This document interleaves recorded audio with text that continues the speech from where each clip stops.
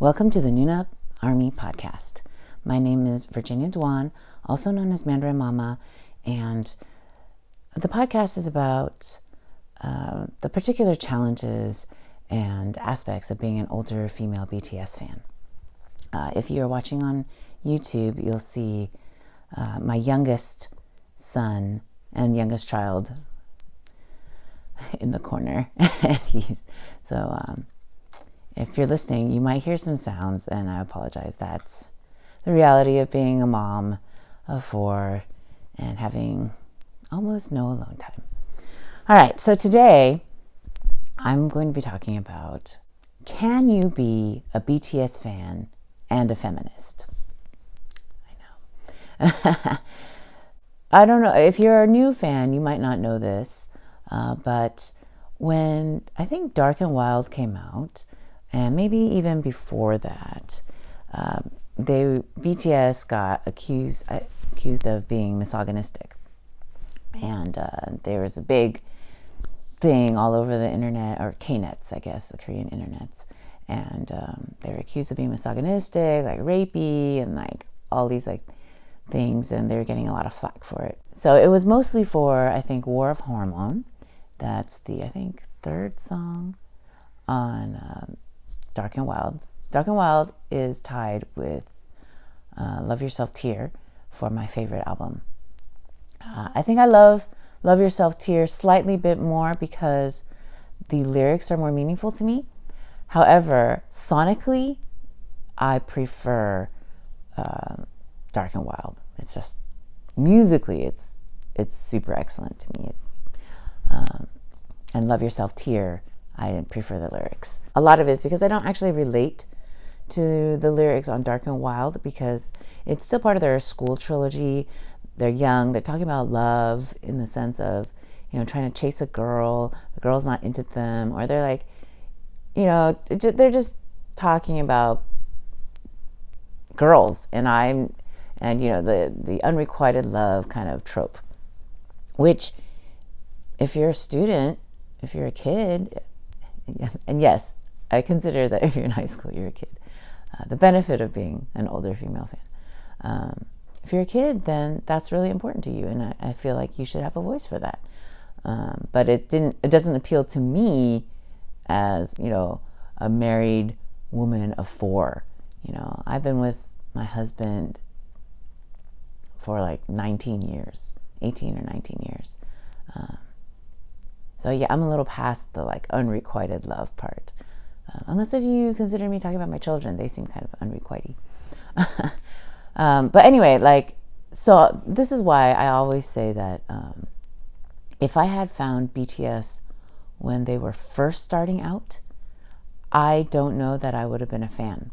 A lot of my older ARMY friends, they said that they actually did follow K-pop and they knew of BTS when they debuted, and they thought the songs were okay and the kids were cute and like talented, but nothing grabbed them to cause them to stand with the fervor that they do now. And I think that turning point was definitely the most beautiful life era, right? Most beautiful moment in life. I know how to say it in Korean, but because it's written in Chinese, I can only think of that era in Chinese. I can't, even though I see the initials HYYH, I can only think of it as Huayang Nianhua, which is the most beautiful. It translates to the most beautiful moment in life. So this is a very long detour, but this is all just to say that the lyrics, the most problematic lyrics that people refer to, are from that school trilogy era. Okay. So I'm going to be talking about, I think, 4 or 5 main songs.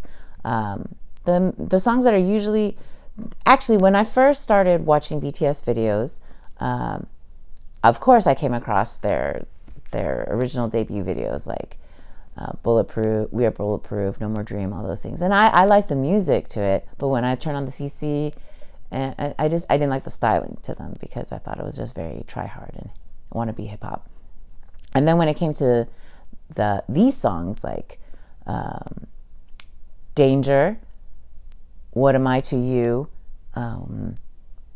Boy in Love, 21st Century, I'll get to that, and War of Hormone. Those are like the 4 songs that people point to about being kind of problematic. And especially when I watched the videos, I was actually so turned off by the videos and the lyrics that I either blocked them out of, I purposely chose not to watch those songs with CC on if I was going to watch. And I purposely just did not show my children those videos because I felt like they taught a very bad thing to my kids, especially to my little girl. So what's the main problem? First of all, in Boy in Love, the boy talks about, why are you shaking my heart? Is that Boy in Love? I think that's Boy in Love. Yeah, why are you shaking my heart? What do you want from me? You don't pay attention to me. If you break up with me, you'll regret it. And then the video is, it's what? The 7 of them are chasing after the same girl in high school. Like Jin smashes the locker behind the girl, pushes her up against the locker, and like it's typical Asian drama, like love story, right? Like K dramas, C dramas. They get really, really bad. They do not represent good, healthy relationships. But when I was a kid, I thought that was romantic, right? Like I thought it was romantic if, a boy wanted you so much that he got angry if you didn't love him back. That he got angry if you looked at somebody else. Like to me, I thought possessiveness and jealousy was a sign of how much they loved you, when really it's a sign of abuse.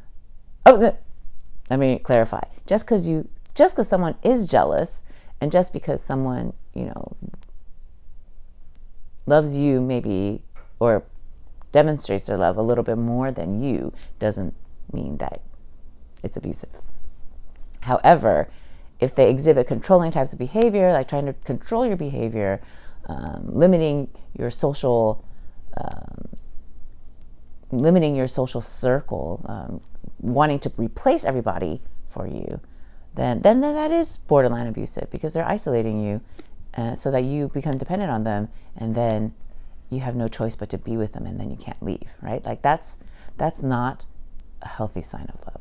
And so that the video totally played out like that, right? And they're cute and attractive, and then and now they're like terrorizing this poor girl in between cleaning toilets, I guess. And then all 7 of them it's very unclear. Are all 7 of them chasing after her, and then she ends up choosing Jungkook? It's confusing. It's like, how come there aren't 7 girls? Like what? Well, maybe the reason why all of you are chasing her at the same time, maybe that's the reason why she doesn't, why it seems unrequited, because maybe she has 7 options. And then to a lesser extent, it is very, I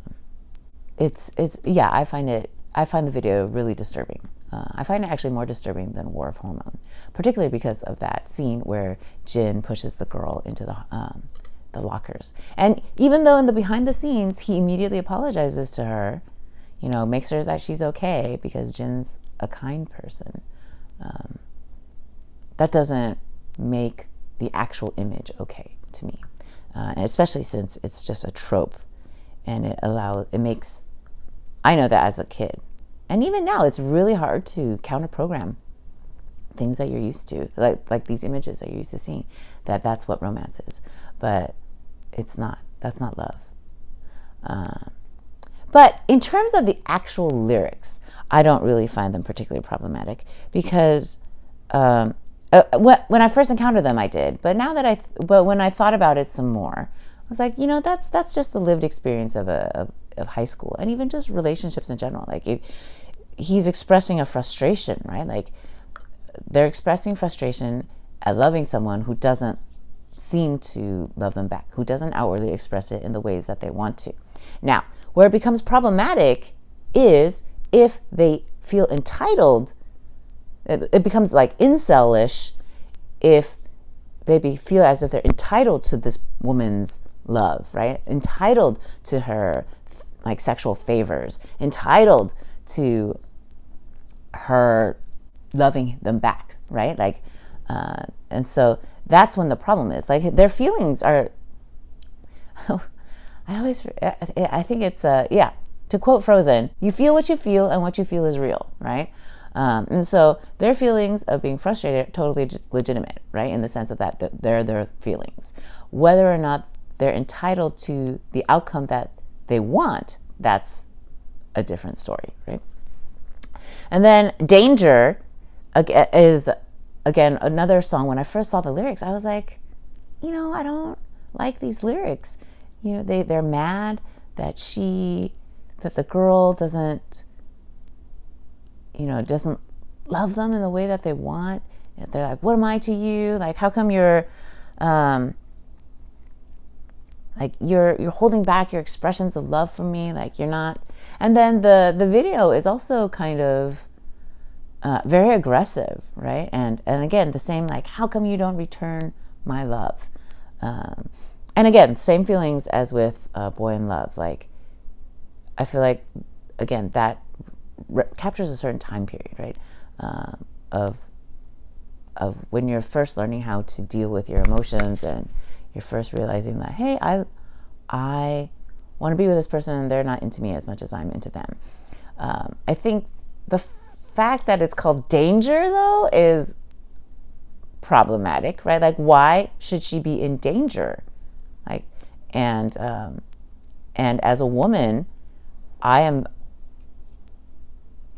think as women, we are constantly aware of danger to us, right? Like, there's a reason why when men ask us out or show interest in us, we have to like pretend to be flattered.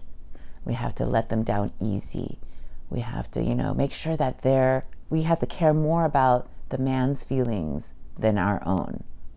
And it's because of danger, right? Physical danger. This person can hurt me. This person can stalk me.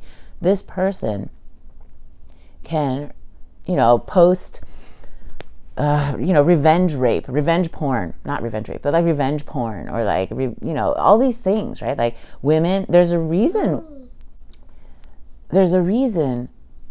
we're afraid. There's a reason why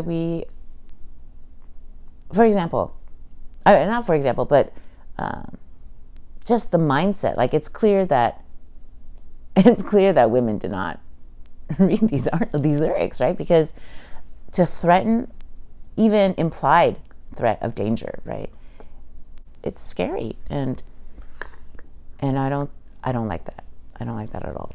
And then the actual video, I forget what the actual video is. I think I get the Boy in Love, Danger, and War of Hormone videos kind of mixed up. War of Hormone stands out a little bit more because it's very stylistic.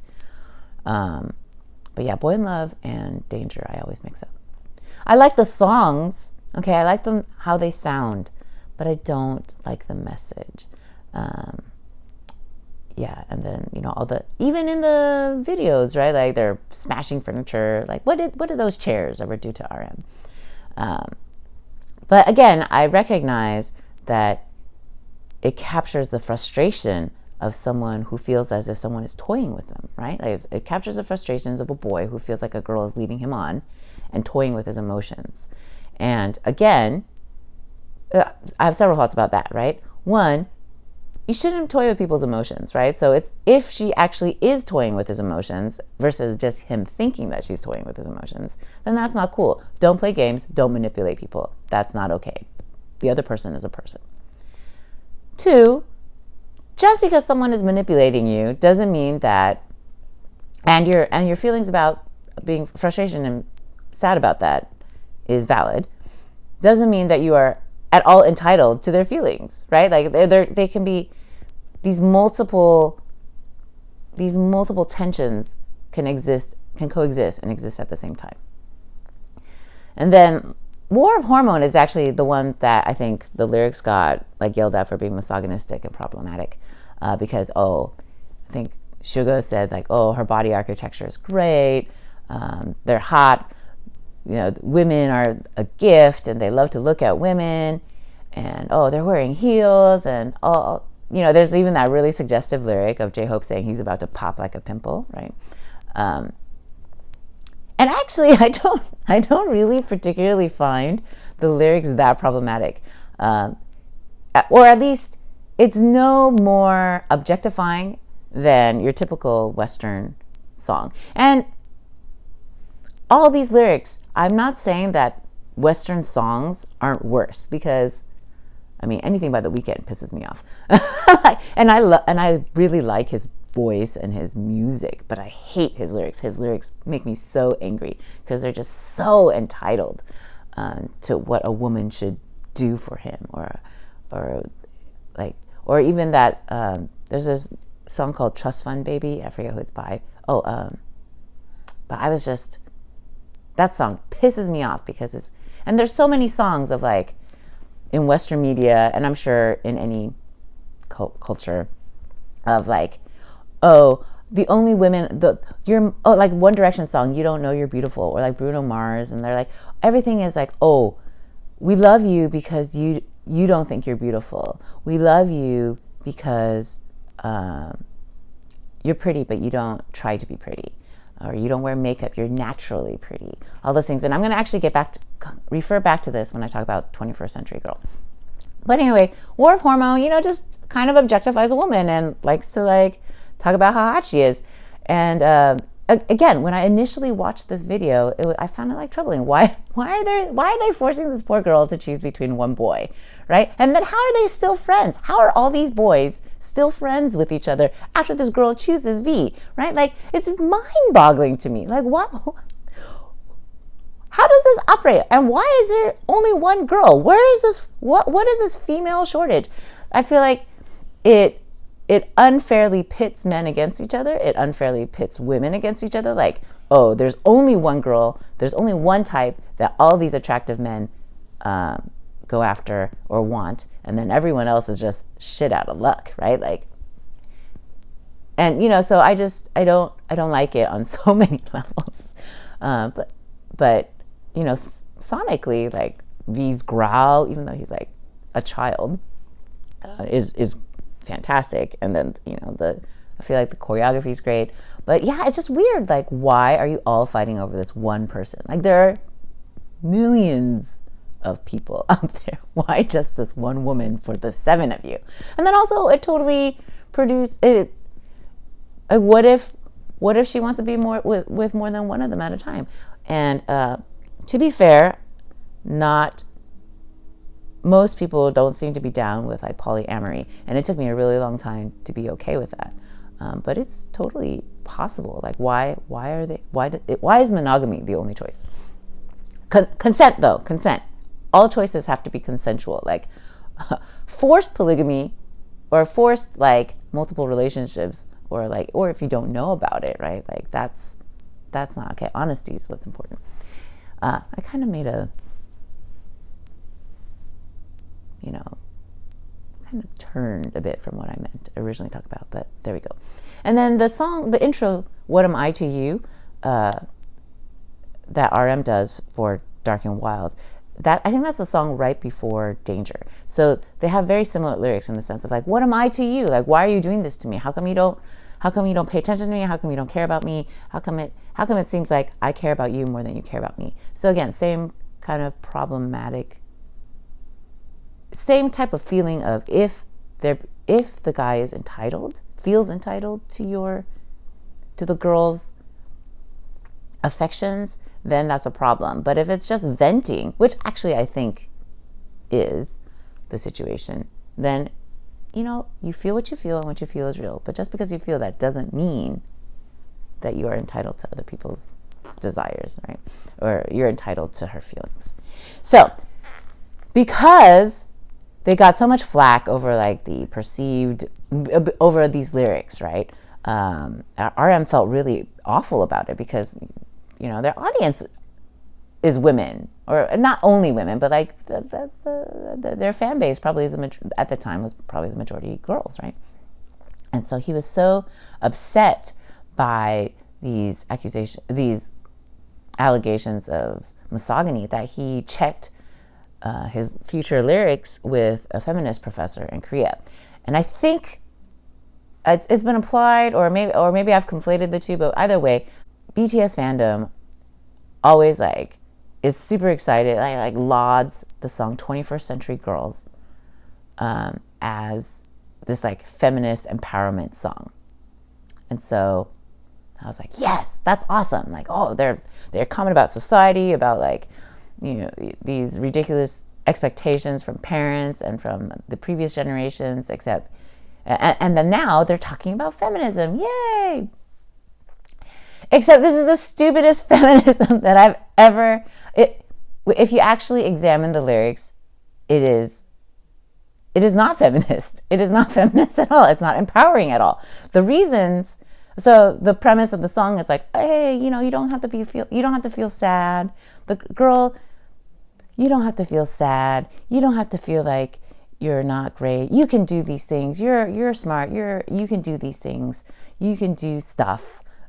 And this is the reason they give her. You're my girlfriend. Don't worry about it. You're mine. You're beautiful. That's why you're worthy. That's annoying. That's not feminism. That's not empowerment.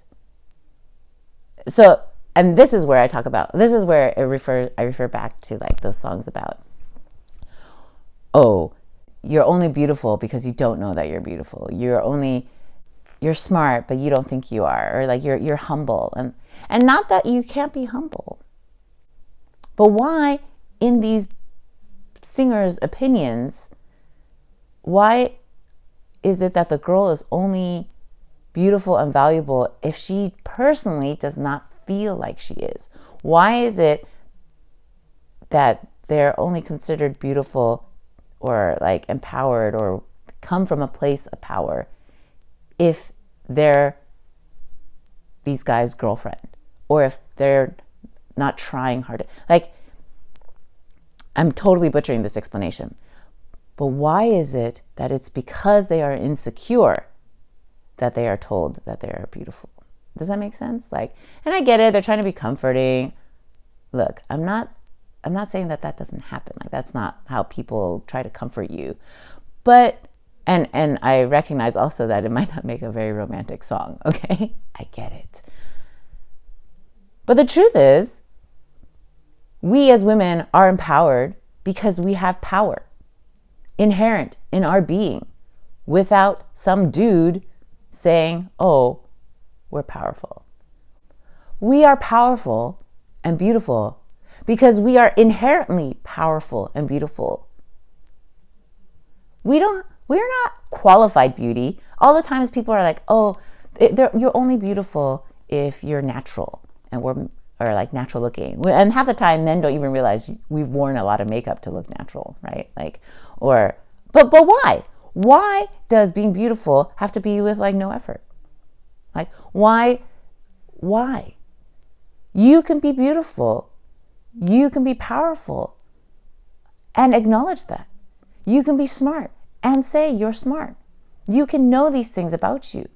You don't have to pretend to be, you don't have to be insecure about it. Why do we have to be diminished? Why do we have to be self-diminishing in order for a man to acknowledge us in our fullness? And it plays into that narrative of women having to constantly downplay their abilities and their talents and their smarts. It's the same narrative of women having to like, oh, you're such a great guy and it's my fault that I don't like you, and oh, I'm totally flattered, but I have a boyfriend. Like, it plays into that narrative of us softening who we are to placate a man, when in reality, we we are amazing all ourselves. Like, we don't need their approval. And it is out of fear of physical safety, out of fear of, societal rejection, right? Out of fear of not being seen as a desirable mate within the confines of this enforced and false binary, right? So, knowing all this stuff, can you be a feminist and a BTS fan? Absolutely. Why? Because, first of all, BTS has evolved, right? They recognized why those lyrics might be problematic. They made attempts to change it. And while I don't personally think that the changed lyrics, like the new improved lyrics, are any better, you can see that as they have grown, as they have moved away from the unrequited love kind of thing, that they have moved on to talking about loving themselves, right? And they have matured in their understanding of what love is and what love means. And instead of being so other person focused, they're focusing more on themselves. How did they become a lovable person? What makes them a lovable person? And like grappling with identity in that sense. And then 2, we can hold multiple paradoxes, right? We contain multitudes. And you can recognize that lyrics are problematic, and you can recognize lyrics capture only a part of the picture, right? Like, if this was the only thing that they sang about and the only way that they treated people, then yeah, I'm not for that, right? But it's a snapshot of a period of time. It is a snapshot of a certain type of emotion. And it is a snapshot. It's a glimpse, right? So just like we are not, as parents, right? Like like mothers, especially, like your parenting cannot be judged by the worst thing you've done, right? Like, or like when you've had a bad day. Again, I'm totally butchering it, but like we're people on a continuum, right? And we progress, and it is the arc of what our story is, that kind of, and how we react to people and how we treat people, that I find important, and I find that says more about us as people than just saying, oh, these lyrics are problematic, they're canceled. And I feel like it's important to have these conversations, because we are all a product of society. We are all programmed to be misogynistic. We are all programmed to enforce and keep the patriarchy. We are all programmed to be racist. Why? Because our surrounding society is racist. Our surrounding society is trying to reinforce patriarchy. Otherwise, why would it be so difficult for a woman or anyone to file a restraining order? It's like near impossible. Why? Because it keeps men in power. Okay, so I hope this was somewhat enlightening and not completely in shambles. And yes, you can be a feminist and love BTS. And I'll a few more things. I love a lot of things musically and how they sound, and even like the lyrics, even though they're problematic, of lots of artists that are awful, that are just completely the worst. For example, my favorite Eminem song is Kim, where basically it's a fantasy of him locking his ex-wife, in the trunk of his car, taking her out in some like abandoned countryside and murdering her. For many reasons, that is a terrible, terrible, terrible, terrible thing. We do not support this, okay? And yet, favorite Eminem song. My second favorite is Love the Way You Lie with Rihanna. And it also is super problematic, right? It's just like the most disintegrated, unhealthy relationship, and they're both monsters, and it's awful. And he basically says that he will kill her if she doesn't stay with him, or like maybe not exactly, but whatever, right? So it's totally possible to to really like and enjoy and consume things that are problematic. The problem happens when you believe those things or when we don't dissect it, right? And so we can hold two seemingly opposite things at the same time. Okay? All right. Thanks for watching or listening. Please like and subscribe if you're on YouTube, and please subscribe to my podcast if you're listening to it. I hope you have a wonderful day, and this has been the Noona ARMY Podcast. Bye.